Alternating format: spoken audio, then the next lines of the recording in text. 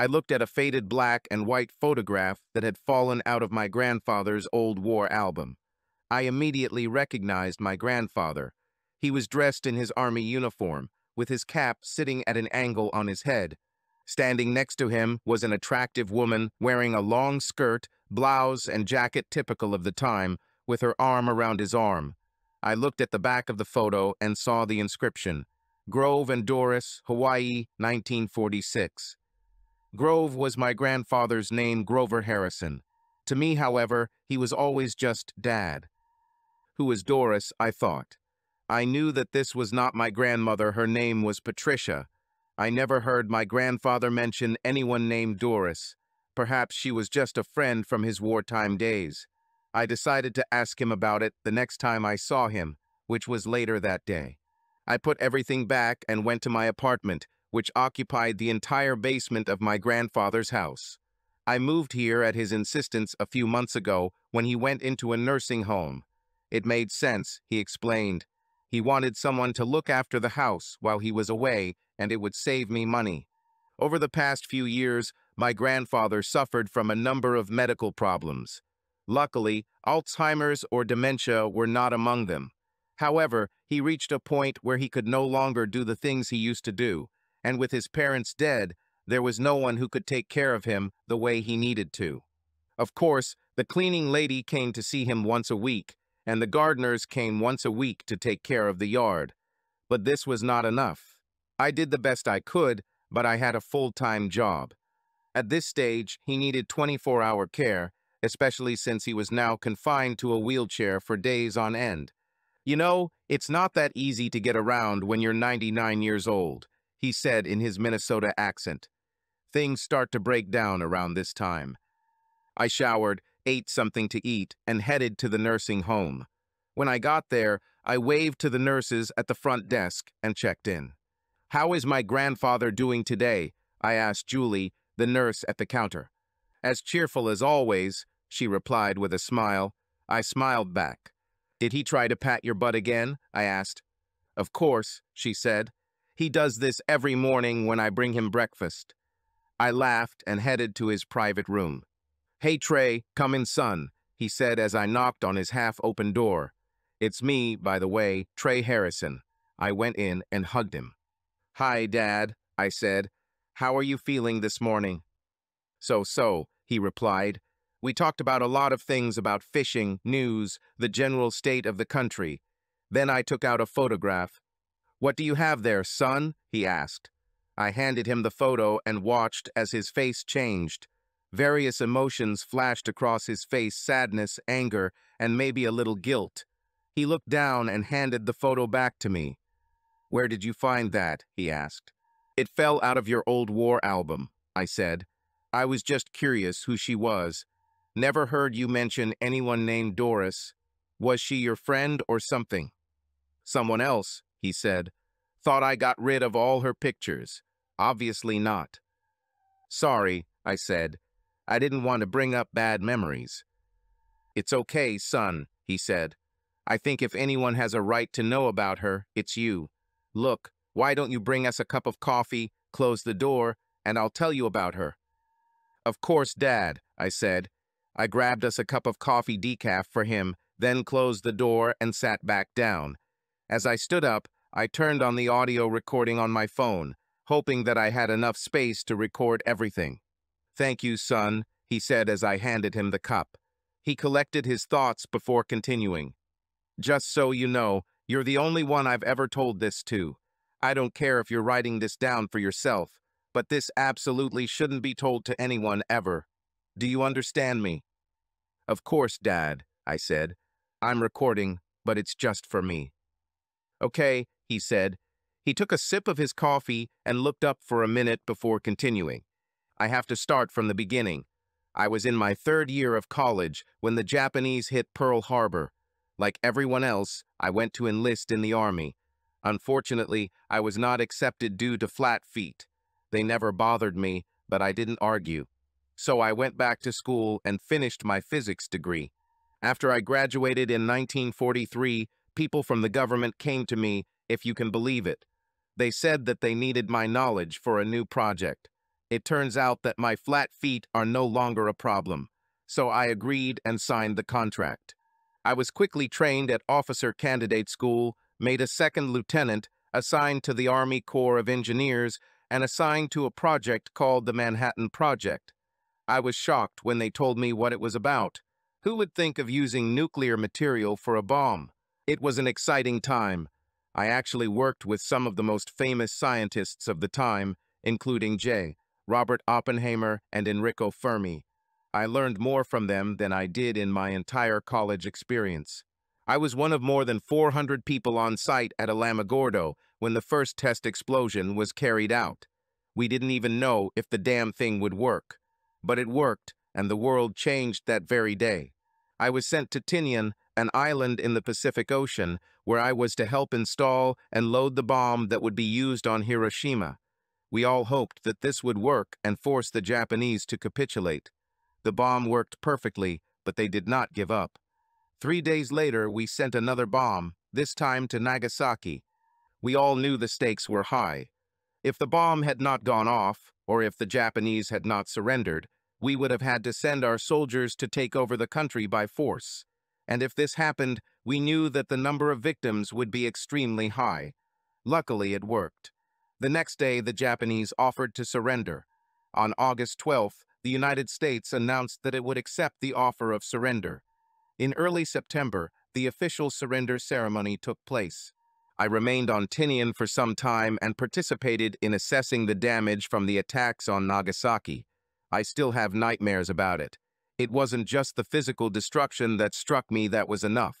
It was seeing the survivors and what they faced. Yes, I was proud that I helped end the war, but I wasn't proud that the 2 bombs I helped bring to Japan killed over 100,000 people. It still remains in my memory. I compiled my reports and was finally transferred to what would later become Joint Army-Navy Task Force 1 in February 1946, around the time news of a Soviet spy ring in Canada caused some excitement. I went to Hawaii and spent a vacation there, and then I met her. She introduced herself to me as Doris Hastings from Norman, Oklahoma. She was a charming woman and very beautiful. We spent a lot of time together dancing and kissing on the beach. Of course, she knew how to do more than just dance. She drove me crazy. We had a whirlwind romance and were married in April 1946 by a justice of the peace. Later that year, I participated in an operation called Operation Crossroads, which involved 2 nuclear tests at Bikini Atoll. A third test was planned but was canceled.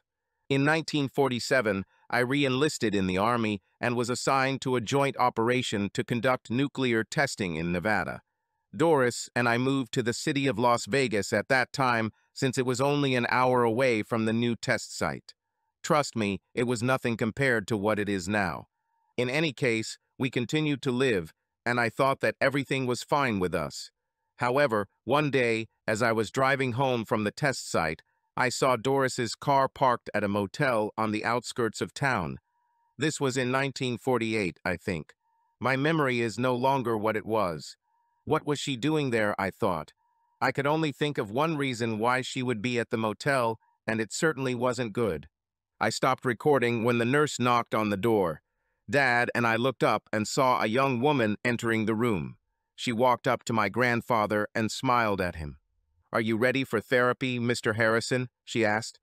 "Only if you lead me," he said with a smile and a wink. I couldn't help but smile as I watched the old man flirt with the young nurse. She smiled back and unlocked the wheels, then began to roll him towards the door. "I'll be a little busy for a while, son," he told me. "Come back tomorrow and we'll talk more." "Of course, Dad," I said, hugging him goodbye. "Take care of my grandfather," I told the nurse. "Of course," she said. I left the room and headed home. I went through his things, trying to find any trace of this woman, but I found nothing. I looked through all his old papers and saw lots of awards, letters, certificates, but nothing that even mentioned this woman named Doris, no old marriage certificate, no documents associated with the house in Las Vegas. Of course, if there was anything left, it was probably long gone, I thought. I looked at my watch and remembered that I had a date with Karen tonight, so I got ready and went to pick her up. We had only been dating for the last few months, and I was almost ready to propose to her. She looked good as always, in a rather short green dress that emphasized her eyes and fiery red hair. She also showed off what the Pope called great legs. As we sat at the Texas Roadhouse for dinner, she looked at me with concern. "Are you okay, Trey?" she asked. "You look like you're a million miles away." "Today I visited the Pope," I said. "He is okay?" she asked. "Yes, as cheerful as always," I said. "Well, what's the problem?" she asked, concern on her face. "I found this today in one of his old wartime albums," I said, taking the photo out of my pocket. She looked at her for a few minutes before speaking. "Is this your grandfather?" she asked. I nodded. "Handsome man. I can see where you get your looks from. He reminds me a little of that actor, Errol Flynn. Who is that woman next to him?" Her name was Doris. "Dad said he was married to her before he married my grandmother," I said. "It's funny, I don't remember him ever mentioning her. My parents didn't say anything either. I searched but couldn't find anything in his things that reminded her of her. No letters, no notes, no cards, nothing. And you know how he held on to everything." "It feels like a secret," she said. "So, are you going to be Sam Spade now?" I laughed. "No, but I'm really curious," I said. "What happened to her?" "Well, I know a few people who do public record searches," she said. "I can make a couple of calls and see what I can find, if that helps. If he really was married to this woman, we should find something. What was her name?" "He said her name was Doris Hastings, and she was from Norman, Oklahoma," I said. "Well, if there's something, I'm sure we can find it," she said. "That would be great," I said. "Thank you."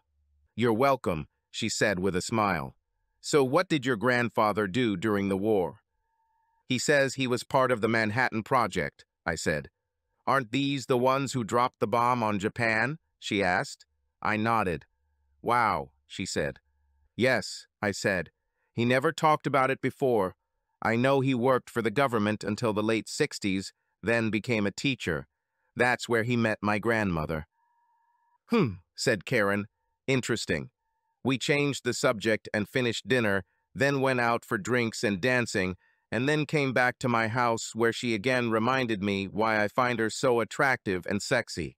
The next morning she got up early and went upstairs to make us a light breakfast. I got out of bed and went upstairs after finishing my morning chores and throwing on my robe.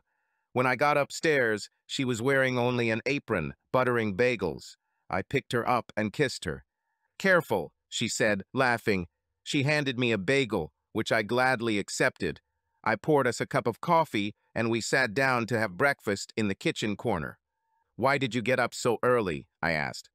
"Well, I need to get home to get ready for work," she said. I knew she worked at the DMV. Her job was to update vehicle registrations and such. "Why don't you bring some things here so you don't have to leave so early?" I asked. "Oh, Trey, that almost sounds like a commitment," she said with a smile. "Are you sure about this?" "Absolutely," I said, kissing her hand. "I would love to wake up to this every morning." "Yes?" she asked. "Well, you know what they say about redheads, right? You've never seen me get angry." "Then I guess I'll have to behave," I told her. "Damn right," she said with a smile. "I think we could try for a while if you really want to take our relationship to the next level. So what's on your agenda today?" "I have a server set up today," I said. "I should finish around 2 p.m. If all goes well, then I'll go see the Pope. I want to hear more of his story." "Okay," she said. "Don't forget, I'll be at my mom's after work. She promised to help me with something I'm working on. I'll call you in the evening, okay?" "Sounds like a plan," I said. "Say hi to Mom." "I'll tell you," she said. "Mom really loves you, you know." "Yeah, I like her too. For some reason, she reminds me of you," I said, making her laugh. "Are we still going for the weekend?" she asked. "Remember, you promised to give me revenge at mini golf." "Of course," I said. "Maybe we can go see Dad if you want." "Of course," she said. "You know all he does is look at my feet. I ran my hand down one of her legs. "Can you blame the old man?" I asked. "I like looking at those legs myself." "You're such a naughty boy," she joked. "Only with you," I said, making her smile. After breakfast, she went downstairs, put on her clothes, and left. I kissed her at the door and watched her get into the car and drive away. I went back to the kitchen and poured myself a bowl of cereal. Karen was a wonderful woman, but she ate like a bird. I finished my cereal and went back downstairs to get ready for the day. I only had one server set up, which was fine with me. I've been working as a self-employed consultant for the last few years, mostly doing work for various computer manufacturers. They provided the equipment, scheduled the appointments, and I performed the work and service that the client agreed to.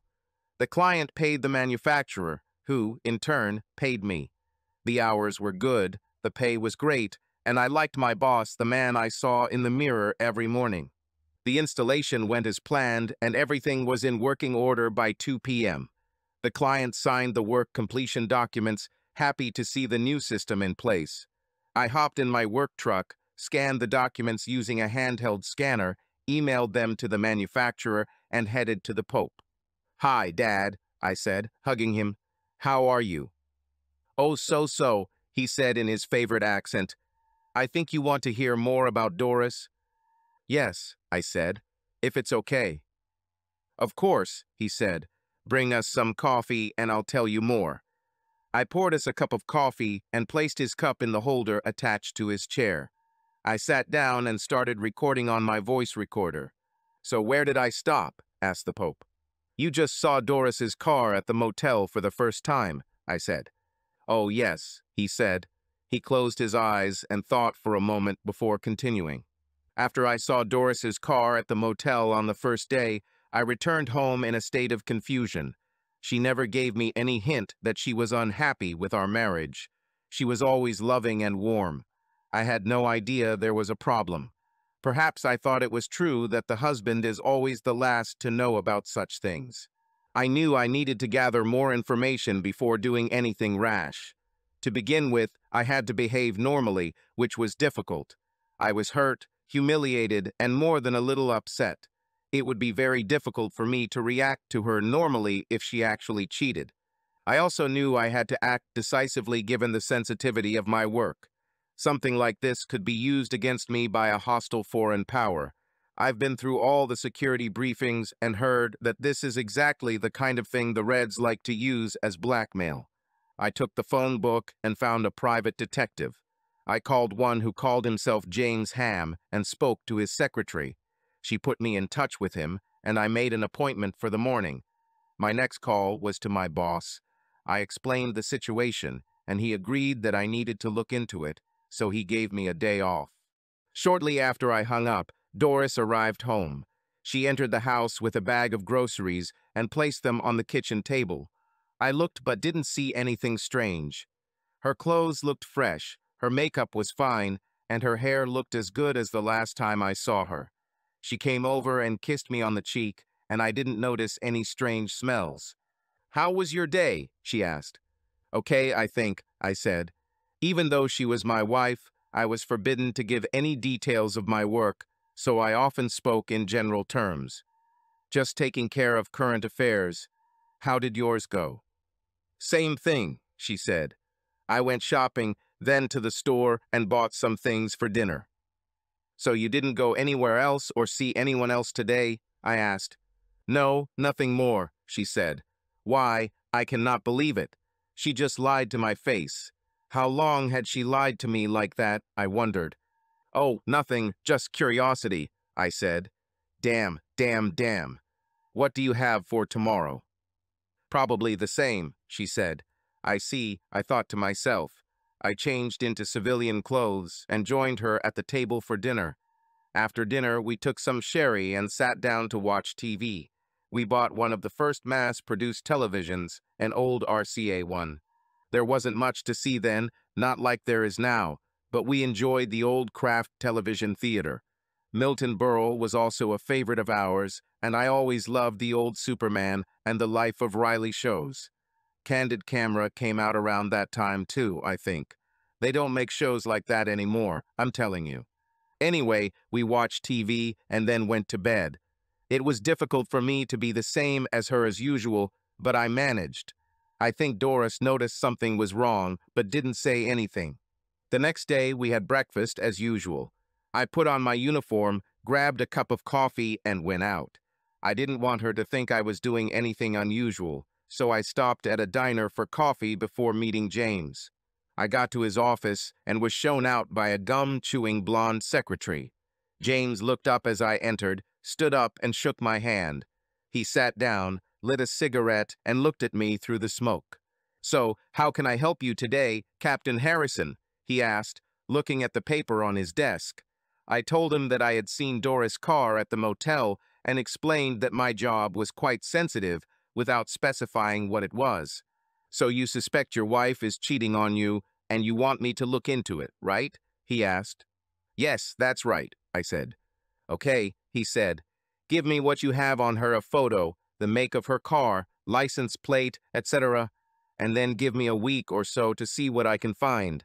I want to know as much about her as possible, so I'll call my colleagues in Hawaii and Oklahoma and see what they can find. It might take a few days and cost a little more, if that's okay." "Yes, of course," I said.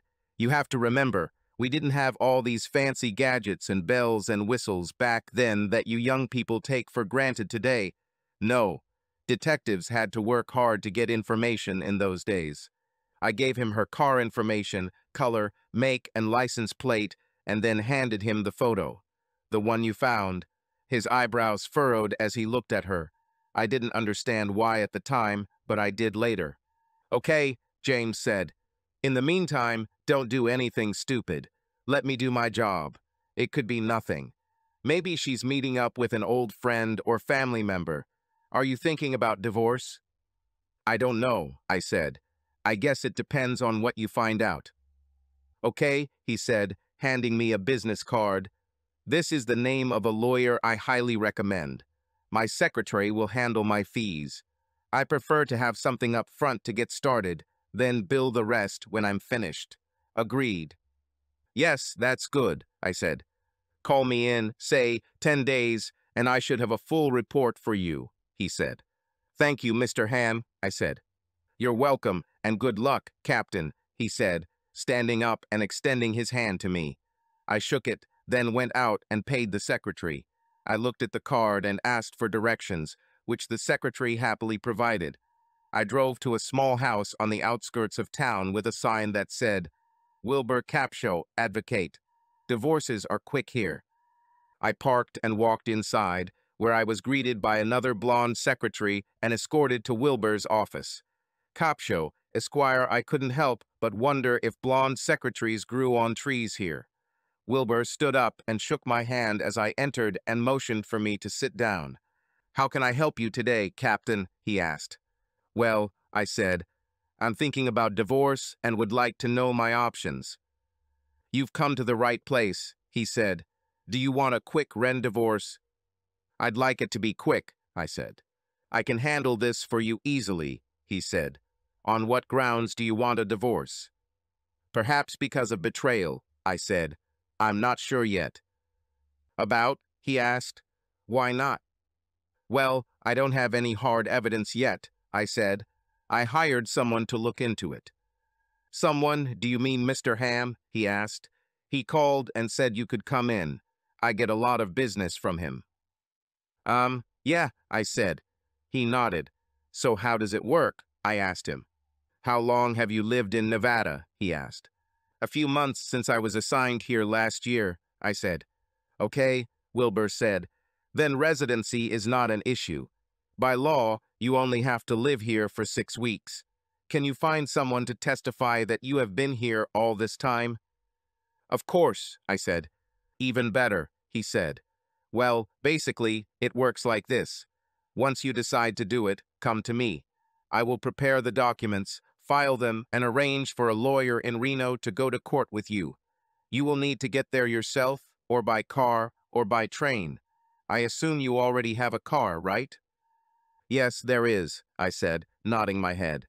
"Once you're there, you go to court. You or your lawyer will present your case, and if she doesn't contest, you'll walk out in a few minutes a free man with a divorce decree in your hands. Later, if you want, you can even throw your engagement ring into the Truckee River." "Just?" I asked. "Practically," he said. "Well, I'd like to see what Mr. Ham finds first," I said. "I understand," Wilbur said. "You don't want to act hastily. Just know that you can still divorce her. Heck, I know one guy who divorced his wife because she wouldn't let him listen to the radio." "Wow," I said. "Yes," said Wilbur. "He called it cruelty, if you can believe it. Take your time, make sure it's what you want, then come to me. I'll still be here." "Thank you, Mr. Capshaw," I said. "Perhaps I will do that." "Please, Captain," he said, standing up. We shook hands and I left. When I got back to the car, I realized it was lunchtime and went back to the diner to eat lunch and think about my options. I ate lunch and wondered what I had done wrong. I always put her first and tried to treat her with respect and love. How could she do such a thing? I couldn't sit there all day, and I didn't really want to get drunk. I got an idea and off I went, paying the bill and leaving a good tip for the waitress who had been so patient with me. I drove past the motel where I had seen her car earlier and didn't see her there. Okay, I thought. I decided to go home and surprise her. When I arrived at our house, I saw an unfamiliar car with California license plates parked at the entrance. I parked next to Doris's car and headed for the door. Dad and I both looked up when we heard a knock on the door, interrupting his story. I turned off the recording when the nurse looked in the door. "Time to get ready for dinner, Mr. Harrison," she said in a sweet voice. He smiled back at her. "Already?" he asked. "Oh my God, time flies when you're having fun." I stood up and hugged Dad. "I think I should go," I said. "I'll come by tomorrow, if that's okay." "It's more than okay, son," he said. "See you then." I nodded to the nurse as I walked out and headed home. When I got home, I checked my schedule for the next day, which turned out to be Friday. I didn't have any installations scheduled, but I did have some maintenance work planned that could be done remotely. I sat down at the computer and started searching. I found some old articles mentioning James Ham and learned that he served in the Office of Strategic Services, or OSS, during the war. The OSS, I learned from a History Channel documentary, was the predecessor to the CIA. I also found a mention of Capshaw, a divorce lawyer who made a ton of money facilitating quick divorces in the 1940s and 1950s. Don't get me wrong, I never doubted my grandfather. I just wanted to find anything that could corroborate his story. After dinner, Karen called me. She was at her mother's, working on a project. She loved to knit and crochet and often sought help from her mother, who was an expert. "So, how did it go with your grandfather today?" she asked. "It went well," I said. "I'll probably come by tomorrow after work." "Okay," she said. "Don't forget, we have a date tomorrow night." "How can I forget something like that?" I asked. She laughed. "By the way, Mom said to say hi to you," she said. I heard her mother in the background yelling, "Hey, Trey," I laughed. "Tell your mother I said hi," I said to Karen. I heard her turn to her mother. "Trey said to say hi to you, Mom," she said, then went back to the phone. "By the way, Trey Harrison," she began, "I love you. I know I don't say it as often as I should, but I do." "I love you too, Karen," I said. Karen had been badly hurt in the past and was not someone who expressed love at every opportunity. I felt really happy that she felt like she could tell me this. And the truth is that I really loved her. "I'll see you tomorrow night, okay?" she asked. "See you then," I said. We said goodbye and ended the call. The next day, I finished work earlier than expected. I spent some time checking my schedule for the next week, submitted my timesheets to get paid, and went to see Dad. I wanted to hear the rest of his story. When I got to the nursing home, I said hi to Julie, who smiled when I checked in, then headed towards his room. I gave him the usual hug and poured us a cup of coffee, placing his cup in the coaster. "How are you getting on with that red-haired girl?" he asked. "What's her name? Karen?" "Yes, Dad, her name is Karen, and we are doing very well. I said. Thinking of marrying her? Asked the Pope. I nodded my head. I think so, Dad, I said. He nodded his head and smiled. I'd love it if you wanted to, move into the old place, he said with a wink. You mean living in sin? I asked sarcastically, feigning shock. He laughed. I may be old, but I'm not stupid, he said. She's a good influence on you, son, and I know your grandma would approve too. Thank you, Dad, I said. It's just a pity that Mom and Dad are no longer with us. He smiled and patted my knee. I know, son, he said. Me too. But it's time for you to start looking to the future, and I think Karen should be a part of that. But that's not what you're here for, is it? I smiled back. He leaned back and closed his eyes for a moment. Let me think, where am I staying? You just arrived home and saw an unfamiliar car at the entrance, I said. After reading some online stories, I knew that the strange car at the entrance situation was a popular move among many writers. Oh yes, he said. I gave him a minute to start recording before he continued. I parked the car and took a deep breath before entering the house. What will I find, I thought. Will she be in his arms? Will they have sex in my bed? I gathered my courage and got out of the car. I entered the house not knowing what I would find. When I walked inside, I saw a tall, well-built man in a dark suit sitting on the sofa. He stood up when I entered. Doris was in the kitchen preparing dinner. She came out when she heard the door open, and I saw her wiping her hands on the apron she wore over her house clearance. Grove, you're back early, she said. I just started dinner. Meet my cousin, Michael J. Smith from Ardmore, Oklahoma. Mike, this is my husband, Grove. The man extended his hand, and I reluctantly shook it. I noticed that he had lipstick on his lips and noted a slight scar on his right cheek. Nice to finally meet you, he said in perfect English. I would expect a person from Oklahoma to have a slight Western accent, but he didn't have one. I found this quite strange. But then, I haven't met many people from Oklahoma before. Nice to meet you, Mike, I said. Sit down. I'll just change out of my uniform, if you don't mind. Not a bit, he said with a smile. Something about that smile made me uneasy. Don't ask me what it was, but I just didn't feel right.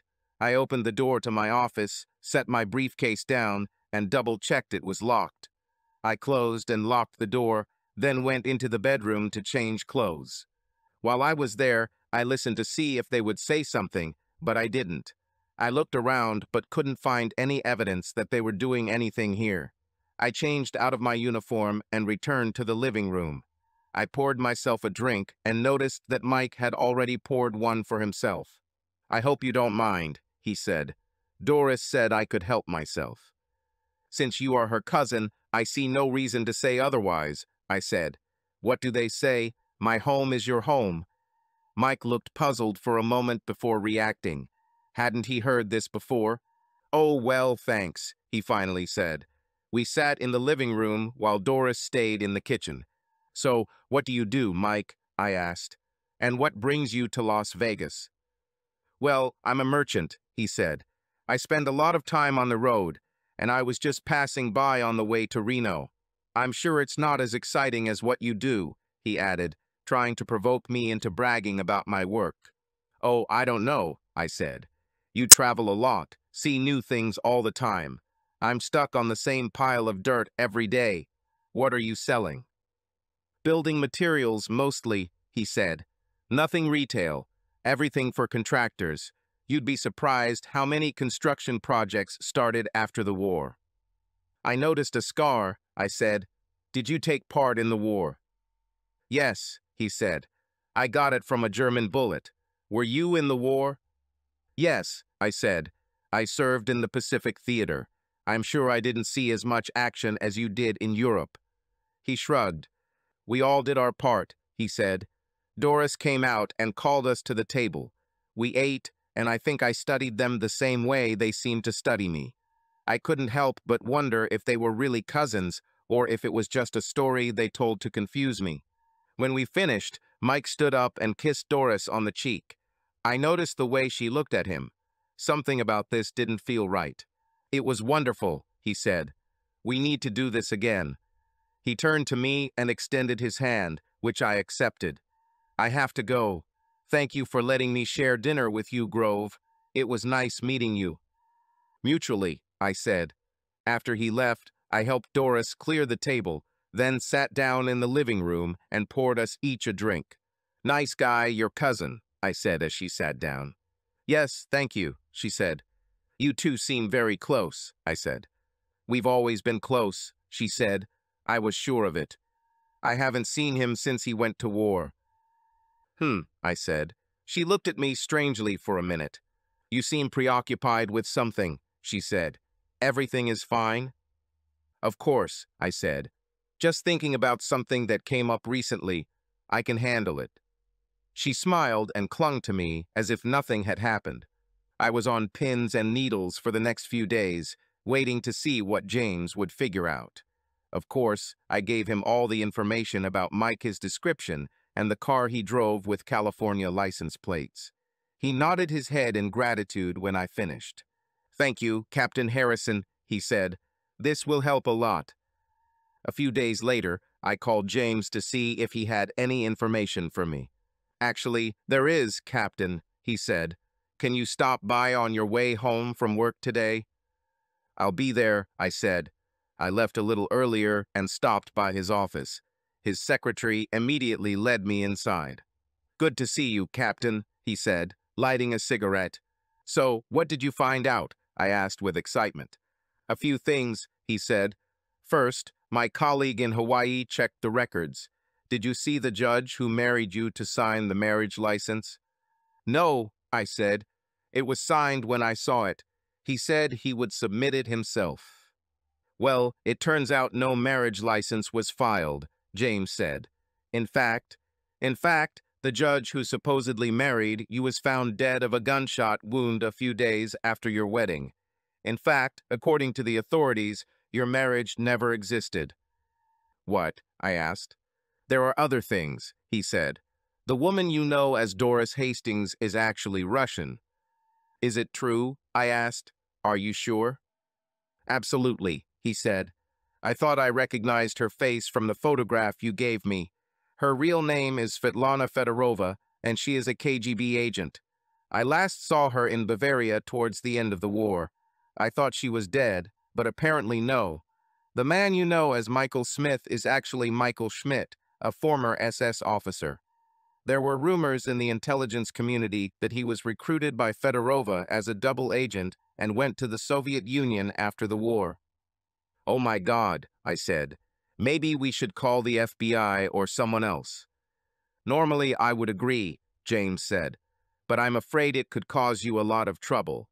Being deceived by a Soviet spy won't reflect well on your record. It could also cost you your clearance and possibly your job." "But I didn't know she was Russian," I said. "It doesn't matter," James said. "I suspect they targeted you for something. What exactly I don't know, but I do know they plan to kill you when they're done. I can also tell they were quite active." He pulled out some black and white photos of them naked in a hotel room. "How did you get this?" I asked. "It's better if you don't know," James said. "But that's the least of your problems. With no official record of your marriage, you can't divorce her." "So what do we do?" I asked. "I have an idea that will solve everything," he said with a sly smile. We talked and planned for about an hour. Dad stopped and looked at me, guilt and sadness visible in his eyes. I turned off the recording. "Is everything okay, Dad?" I asked. "This next part is the hardest part of the whole story," he said. "I just hope you don't think badly of me after this." "Dad, there is nothing you could say that will change the way I feel about you," I said. He nodded his head. "I hope so, son," he said. "I want you to know that I'm not proud of what I did." "It's okay, Dad," I said. "Okay, son, that's how it was," he said. I turned the recording back on and waited for him to continue. I waited until the day of the next test, just like James and I had planned. He watched Doris, Svetlana, and Mike and knew their routine.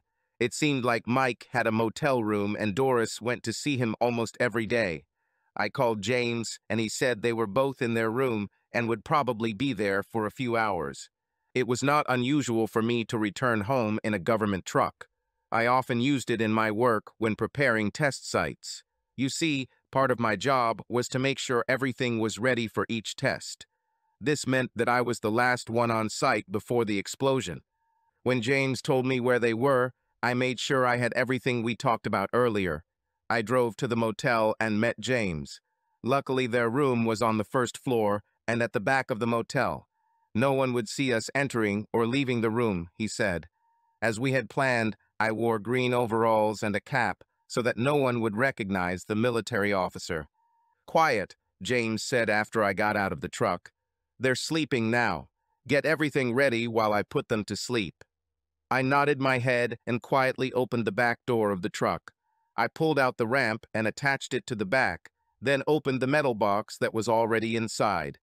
When I turned back, James was already carrying Doris Svetlana in a sack over his shoulder.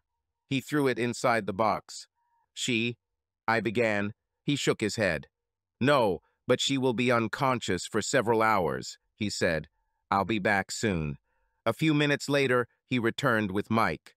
When I finished, I looked at my watch. "Will you be back before the test?" he asked. I nodded my head. "Oh, yes," I said. "Let me know how it went," he said. I thanked him and left while he wiped everything he touched. I got to the training ground just in time, and the military police let me through. "We thought you wouldn't come, Captain," said one of the guards. "Just wanted a snack before the test," I said. They looked into the back of my truck and quickly let me through. "Take care of yourself, Captain," the guard said, saluting. I returned the greeting and went inside. I reached the tent where the bomb was being prepared for testing. When I finished my part of the work, I sent everyone else off as usual. Luckily, I was able to park the truck so that my movements would not be visible to the camera installed several miles away. When I was sure everyone was gone, I rolled the truck back to the tent, unlocked it, then lowered the ramp to retrieve the cart. It took me a while to center the box on the cart. It wasn't easy, let me tell you. Doris Svetlana didn't weigh much, but Mike weighed as much as me, if not more. I finally got the box under the scaffolding supporting the bomb and noticed a metal plate running under the scaffolding underneath the bomb, possibly for structural support. At least it hid what was underneath the bomb, and that was all I was interested in. I opened the box and lifted the lid a little. They began to come to their senses and blinked their eyes several times before they recognized me. They were both very surprised to see me standing over them. "So," I said, "I assume you wanted to see our atomic technology. Well, here you go. In terms of power, it's not much more than the bombs we dropped to Hiroshima and Nagasaki, but that's enough. If it's any consolation, you won't feel the pain when it explodes. You will be here 1 second, and the next you will be gone." "That's it," I added, snapping my fingers. I noticed that Doris Svetlana wanted to say something, so I took the gag out of her mouth. "You are an imperialist pig," she spat. I covered her mouth with Mike's underwear again and laughed. "You're a lying, cheating communist bitch," I said in response. "I know everything about you and your accomplice Schmidt. You have about 15 minutes to prepare to face whatever it is that you communists worship. By the way, I want a divorce. Goodbye and enjoy hell." Her eyes widened as I slammed the drawer shut and locked it again. I knew they wouldn't be able to get out. After I put the cart away, I removed the canvas tent and stuffed it into another metal box, then loaded it into the truck like always. I looked back one last time, then left the training ground the same way I always did. My hands were shaking and I was trembling inside.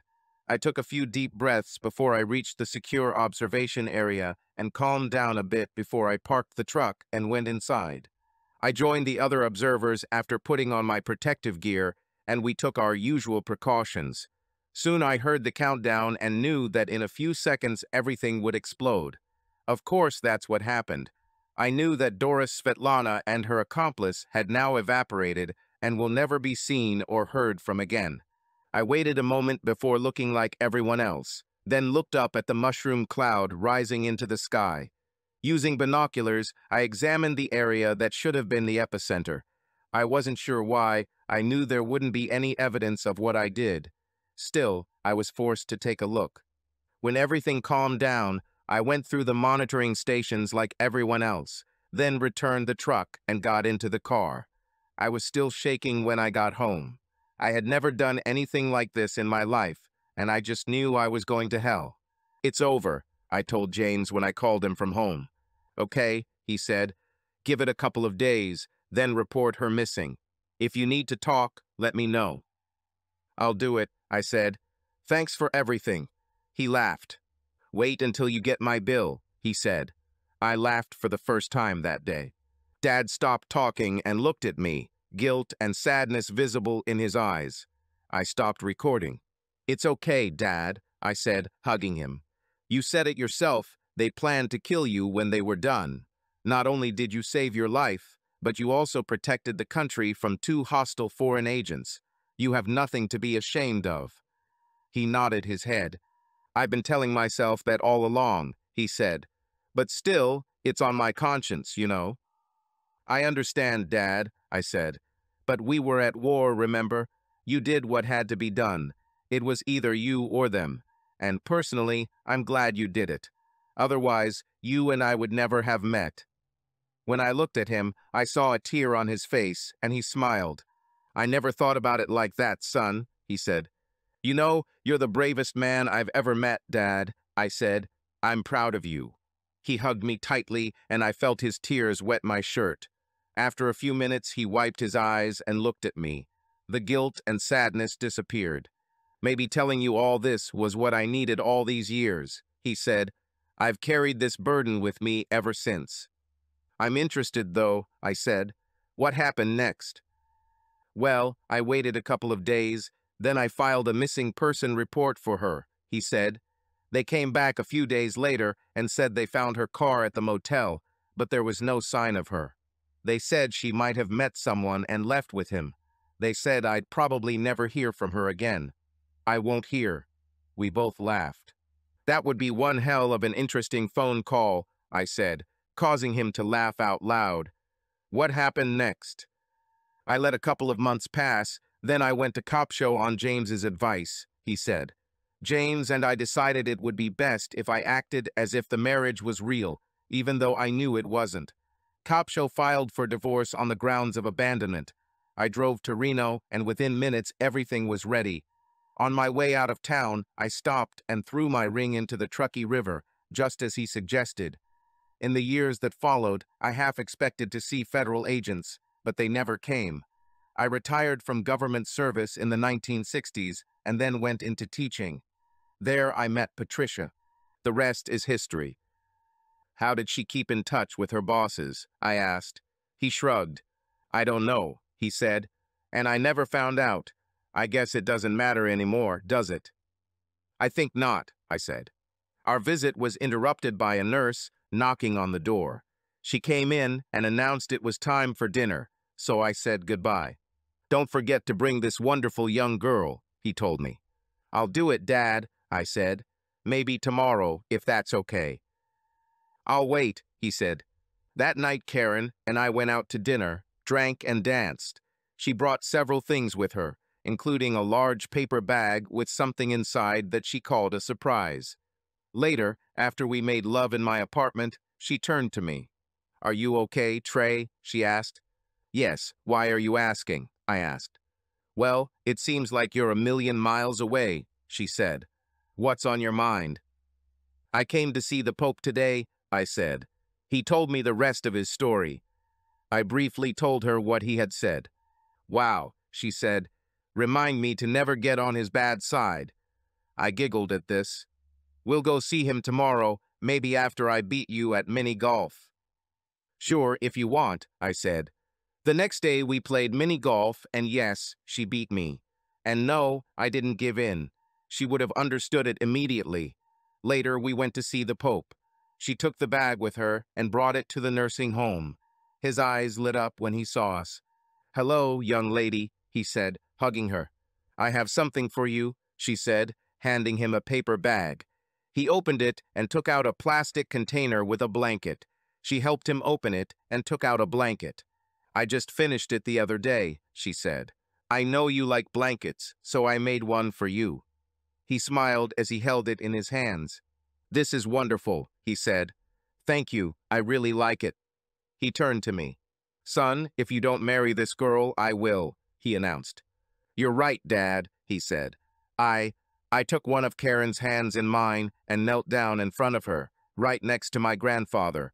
I looked into her eyes. "Karen," I said, "I'm madly in love with you, and I want to spend my whole life with you. Will you marry me?"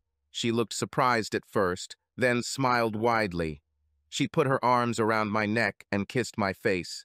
"Oh yeah, Trey," she said, "I will marry you. I love you so much."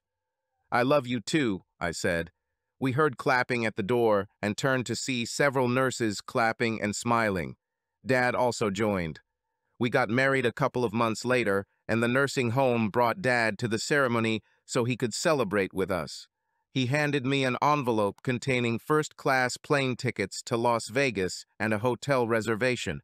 Several months later, his health deteriorated to the point that he was transferred to the hospice unit of a nursing home. Karen and I spent as much time with him as possible. I saw that although his body was dying, his mind remained active. I also saw that he no longer felt guilty about what he had done. During my last visit, he was conscious enough to tell me that he had made peace with God and was ready to meet his beloved Patricia. "Don't cry for me, son," he said quietly. "We'll be together again. I promise. I love you, son." I hugged him as he took his last breath. I couldn't resist. I started crying. "I love you too, Daddy," I said between sobs. When I looked at his face, I saw that little mischievous smile that I had loved since childhood, and I knew that he was now in a much better place. Karen came in and hugged me as we both mourned his death. He was buried in his uniform with full military honors next to his wife, Patricia. The honor guard carefully folded the flag that covered his coffin and presented it to me with a salute. He fought for his country and deserved all the honors due to him, I thought. A few days later, I received a letter from his lawyer asking me to come to his office. I was interested to know what he wanted, so I went. "Your grandfather left everything to you," the lawyer said. "His house, money, everything. In total, it's a significant amount, even after all his recent expenses. If you want, I can put you in touch with a financial advisor to help manage it. He also wanted me to give it to you," he added, handing me a large sealed envelope that looked quite old. "It was kept in my safe for many years. Don't ask what's inside because I don't know. Your grandfather said it could only be opened after he died." "Thank you," I said. "And yes, I would like to meet with your financial advisor," I added, seeing the rather significant amount of money Dad left behind. I didn't open the envelope until I got home. I was shocked by what I found inside. It turns out that Pope actually kept everything, including a copy of the report written by James Ham and the yellow divorce decree declaring his freedom from Doris Harrison, née Hastings, on the grounds of abandonment. There was even a photograph of the house in which they lived. That night, Karen and I walked through it all, shocked. It turns out that everything Dad told me was true. The last sheet turned out to be a photocopy of something printed from an old official report in Russian. It looked like part of a huge archive of documents that had been released from the old Soviet KGB. An English translation was attached to it. As far as I could understand, it was a series of field reports from Svetlana Fedorova in which she reported to her superiors in Moscow that she suspected that her target, the Pope, might be aware of her real identity. Her early reports suggested only that she had become close to someone very familiar with the American atomic effort. She never mentioned the Pope by name, but it was clear that she was frustrated by her inability to get anything useful out of him, telling her bosses that all he wanted was to have sex and watch capitalist television. Later reports revealed even more frustration, with her superiors telling her to be more aggressive in her efforts. Her latest report indicated that she and Michael were planning something drastic. "I will deal with him at the first convenient opportunity," she wrote to her bosses. Karen and I had a good laugh about this. The KGB report stated that neither Fedorova nor her German assistant were ever heard from again. They even suggested that the two ran away to get married, but they simply could not be found. The operation was marked as dead. They have no idea, I said, causing Karen to laugh.